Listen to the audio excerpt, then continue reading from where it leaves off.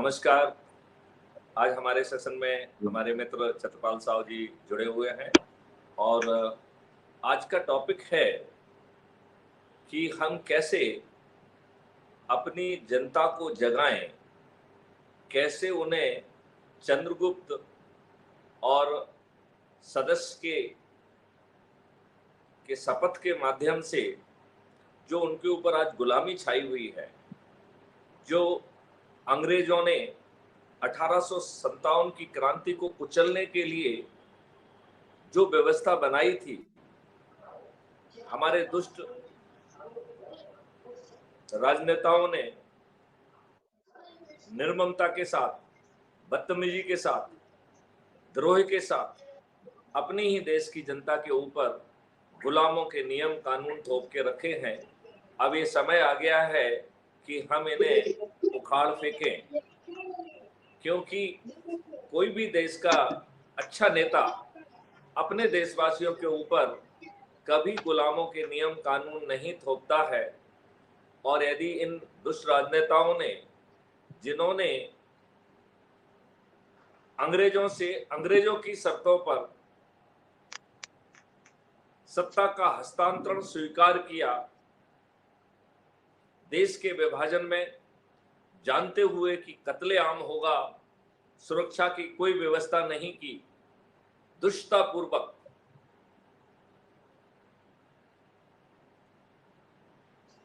Lord Mountbatten को director general बनाया, दुष्टतापूर्वक fundamental rights का लेफ्ट, राइट एंड सेंटर उल्लंघन किया, डायरेक्टिव प्रिंसिपल्स को नजरअंदाज किया, जहां संविधान ने हर भारतवासी को समान पैदा किया है और शासन पर प्रतिबंध लगाया है कि वो भारत के दो नागरिकों के बीच में कास्ट, क्रीड, सेक्स, रेस और रिलीजन के आधार पर डिस्क्रिमिनेट नहीं करेंगे। लेकिन हमारे दुष्ट राजनेताओं ने उन्हें में भेदभाव किया। ये इतने दुष्ट हैं कि वर्शिप प्लेसेस एक्ट जैसा घटिया एक्ट इन्होंने लाया, जिसके सेक्शन 4 में भारतवासियों से न्याय की भीख मांगने का हक छुड़ा लिया। ये इतने दुष्ट हैं कि आर्टिकल 35A असंवैधानिक तरीके से बिना पार्लियामेंट ले जाए डॉक्टर राजेंद्र प्रसाद तत्कालीन राष्ट्रपति के ऊपर दबाव बनाकर हमारे ऊपर थोप दिया। ये इतने दुष्ट हैं कि जब जनवरी 2019 में आर्टिकल 35A को हटाया गया तो पार्लियामेंट ने ये नहीं पूछा कि ये कैसे जो है, किस रास्ते से जो है ना घुसा है, और वो रास्ता तो संवैधानिक ही नहीं है। लिहाजा कांग्रेस की हम भर्त्सना करते हैं, पंडित जवाहरलाल नेहरू की हम भर्त्सना करते हैं, और एक दुष्ट कानून, एक दुष्ट आर्टिकल जो कि असंवैधानिक तरीके से संविधान में प्रवेश किया, उसे उसी असंवैधानिक रास्ते से वापस करते और देश की पार्लियामेंट उसे नल एंड वॉइड घोषित करती। लेकिन ये तो दुष्ट लोग हैं जिन्होंने डेमोक्रेसी की हत्या कर दी है। इन्होंने एक पार्टी तंत्र पैदा किया है, जिस पार्टी तंत्र में पार्टी व्हिप के माध्यम से हमारे जैसे ही, चाहे कचड़े ही रिप्रेजेंटेटिव क्यों ना हो, चाहे उन्होंने जनता का वोट मूर्ख बना के क्यों ना कबाड़ा हो, चाहे उन्होंने जनता का वोट फ्री भी बांट कर, दारू बांट के, साड़ी बांट के क्यों ना खरीदा हो, चाहे उन्होंने छदम तरीके से पेड आम सभाएं करके, पेड सर्वे करके जनता में एक माहौल पैदा किया हो, लेकिन वह किसी भी तरीके से चुना हुआ व्यक्ति हमारा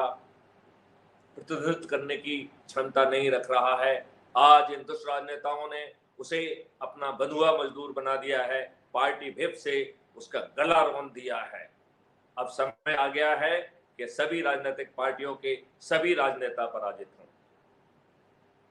माननीय नरेंद्र मोदी, माननीय अमित शाह समेत सभी राजनेता जिनका ये मानना है कि उनकी चुनाव लड़ना, चुनाव जीतना,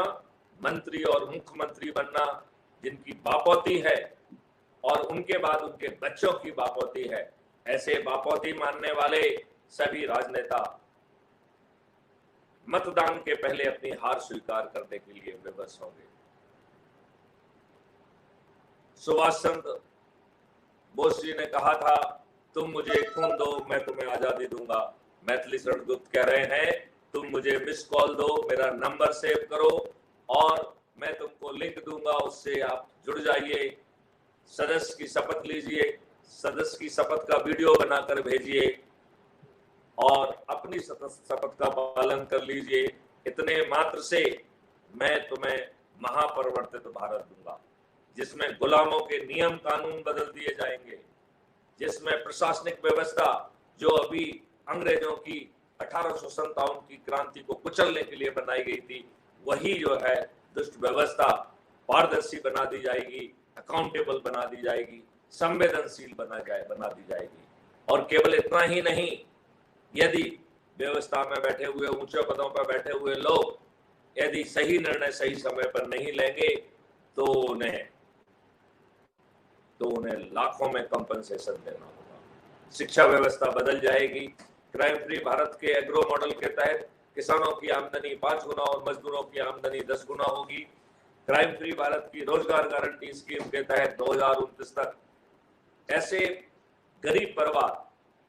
जिनकी ना शिक्षा है ना हुनर है, उन्हें शिक्षा भी मिलेगी, हुनर भी मिलेगी, टूल्स भी मिलेंगे, संसाधन भी मिलेंगे, अच्छा ड्रेस भी मिलेगा, बर्ताव की ट्रेनिंग भी मिलेगी और कुछ भी फ्री में नहीं मिलेगा। इसके बावजूद भी उस गरीब परिवार की इन अर्निंग जो है 1 लाख रुपीज पर मंथ होगी और हर चीज में 50% का रिबेट होगा, लिहाजा उसकी क्रय शक्ति 2 लाख प्रति माह होगी। भारत से जनसंख्या का नियंत्रण किया जाएगा, नशा मुक्ति होगी, देश शाकाहारी बनेगा, बड़ी मात्रा में एक्वाकल्चर के माध्यम से प्रोटीन रिच प्लांट्स जो है ना और फ्रूट्स जो है ना पैदा किए जाएंगे, जो आपके भोजन में मिक्स करके आपको फाइबर रिच प्रोटीन रिच भोजन दिया जाएगा, जिसमें जड़ी बूटियां भी रहेंगी। भारत निरोगी और दीर्घायु होगा। भारत की बदली हुई शिक्षा व्यवस्था रिसर्च एंड डेवलपमेंट बेस्ड होगी, क्रिएटिविटी ओरिएंटेड होगी। भारत का हर बच्चा रिसर्च एंड डेवलपमेंट में अव्वल काम करेगा। भारत रिसर्च एंड डेवलपमेंट की बिना पर विश्व गुरु के रूप में स्थापित होगा। ऐसे भारत को बनाने के लिए मिस्टर साओ, जैसा मैंने आपको समझाया कि क्राइम फ्री भारत का सदस्य जो कि डरा हुआ है, सहमा हुआ है, घबराया हुआ है, वर्तमान व्यवस्था से उत्पीड़ित है, जो कह रहा है कि मेरे सोच, मेरे चिंतन, मेरी पारिवारिक परिस्थितियां मुझे पर्दे के आगे आने की इजाजत नहीं देती हैं, मैं पर्दे के पीछे रहकर अपने ही घर वालों को, अपने ही रिश्तेदारों को, अपने ही पड़ोसियों को, अपने ही मित्रों को, अपने ही युवा साथियों को, अपने ही वरिष्ठ नागरिकों को, अपने ही समाज सेवक संगठन जिससे मैं वर्षों से जुड़ा हुआ हूं, उनको जोड़कर 10 लोगों को प्रतिदिन के मान से 9 दिन में 90 लोगों को ऊर्जाकृत कर संकल्पित कर जोड़ने का प्रयास करूंगा। Crime free Bharat YouTube channel को सब्सक्राइब कर एक वीडियो देखूंगा और उस वीडियो को के माध्यम से अपने निराशा, हताशा, बेबसी, डिप्रेशन को दूर करते हुए एनर्जी को उत्तरोत्तर बढ़ाऊंगा। शपथ का तीसरा हिस्सा कहता है कि मैं भारत माता की शपथ लेता हूं कि मैं तो डरा हुआ, सहमा हुआ, पर्दे के पीछे हूं, लेकिन हमारे ऐसे चंद्रगुप्त भाई जो लोगों के बीच में संगोष्ठियां करेंगे, लोगों को जोड़ेंगे और मेरिट लिस्ट में आएंगे, जिसे हमारे क्षेत्र का चंद्रगुप्त घोषित किया जाएगा, मैं छत पे चढ़ूंगा, मैं थाली बजाऊंगा, मैं दीपक जलाऊंगा और गगनवेदी उद्घोष के साथ उसे विजयी बनाऊंगा। लिहाजा क्राइम फ्री भारत के चंद्रगुप्त बिना 5 पैसे खर्च किए अपने प्रयास से चंद्रगुप्त भी साबित होंगे और विधायक और सांसद को टिकट भी उनके घर पहुंचेगा। बिना पैसे खर्च किए वह मात्र लोगों को जोड़कर मेरिट लिस्ट में आकर यदि राष्ट्रीय स्तर पर नंबर 1 पे आ जाएंगे तो देश के प्रधानमंत्री बनेंगे। यदि राज्य स्तर पर नंबर 1 पे आ जाएंगे तो मुख्यमंत्री बनेंगे। राष्ट्रीय स्तर पर दूसरे और तीसरे नंबर पर आने पर उप प्रधानमंत्री और राज्य स्तर पर दूसरे और तीसरे पे आने पर उप मुख्यमंत्री बनने का मौका मिलेगा। ऐसा अद्भुत सिस्टम जिसमें महापरिवर्तन आपके दरवाजे पर खड़ा होगा और आपको ना 5 पैसे खर्च करना होंगे, ना ही कोई अवैधानिक काम करना होगा, ना आपको धरना देना होगा, ना जुलूस निकालना होगा, ना पिटीशन देना होगी, ना कलेक्टर एसपी के पास जाना होगा, ना जंतर मंतर जाना होगा। ऐसे अद्भुत महापरिवर्तन आपका दरवाजा खटखटा रहा है। मिस्टर साहब, आज दिन भर की क्या गतिविधि रही, मैं आपसे अपेक्षा करता हूं कि आप उसके बारे में